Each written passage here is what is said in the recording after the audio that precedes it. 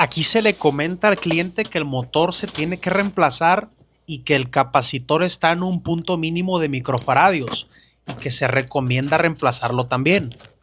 Pero el cliente nos comenta que tiene que consultarlo y que nos llamarán después. Muchas de las veces los clientes dicen eso porque buscan una segunda opinión esperando una reparación más económica. Y claro, están en todo su derecho.